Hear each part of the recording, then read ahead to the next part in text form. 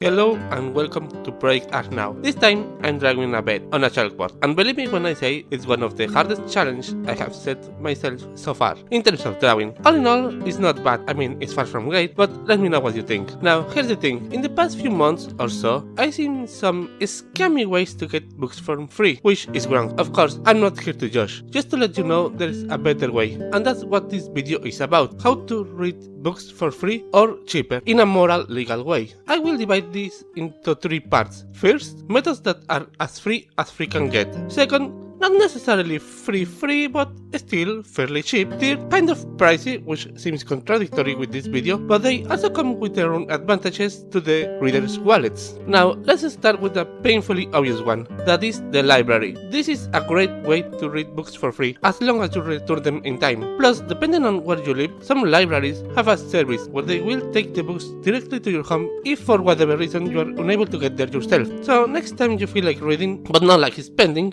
give your local library a try. Another way to read books for free is by becoming a beta reader. The way this works is, before publishing, authors send their books to beta readers, who then, after reading them, will share their thoughts in as much detail as possible with the author, letting them know what, in their opinion, works or doesn't. Granted, as a beta reader you're not reading the final version of the book, but more often than not, the changes are not huge, plus any changes are usually based on your suggestions. Another way is becoming an ARC reader. It's similar to the beta reader in the sense that the authors will send you the books for free. However, there are a few key differences. For example, this time the book has already been published, or if not, the release date has been set. So this time, while they're still waiting for your 2 cents, there will be no changes, at least not until the next edition. This is more of a marketing kind of thing, as usually it's used to get more reviews. There's yet another way of reading books absolutely free. There are some authors who will share their books on their personal website or blog, free of charge. But believe me, in terms of storytelling, you're still getting high quality. I know that's subjective, but what I'm saying is that just because they are free doesn't mean they're not good. And I'm not saying that just because I'm one of those authors. Yes, you can read the project series for free in my website, link in the description. I will add websites from other authors as well, so please do check them out. I'm sure you won't regret it. Now, part 2. This time the reads won't be totally free, but still friendly with your wallet. First, Wattpad or similar sites. In this case, if you're willing to endure some ads during your reading time, then it's free. Otherwise, for a small fee, you'll get the reads with no ads. So it's up to you. Charity shops are also a great way to find cheap books, plus you'll be helping a good cause.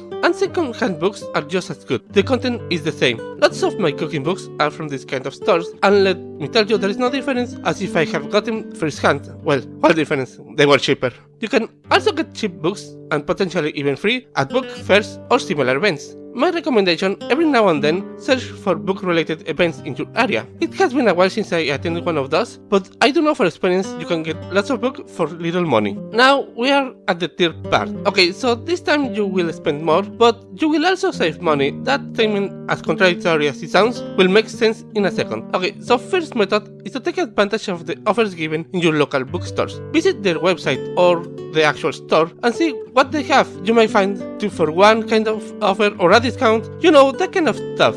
Also, if they have a loyalty program, it might be worth to join. Okay, so usually with those, you do spend quite a lot before seeing the benefits, but when you get to that point, it's pretty cool. I myself have the Waterstones Plus card. The way it works is, for every £10 I spend, after 10 stamps, I get a £10 credit. And it takes me a while to get there, but once I do, it's pretty sweet. Okay, so that's it for today's video. Do you have any method on how to get books for free or rather cheap? Let me know in the comments. Thank you for watching, I hope you enjoyed, and I wish you will come back next week. Bye bye.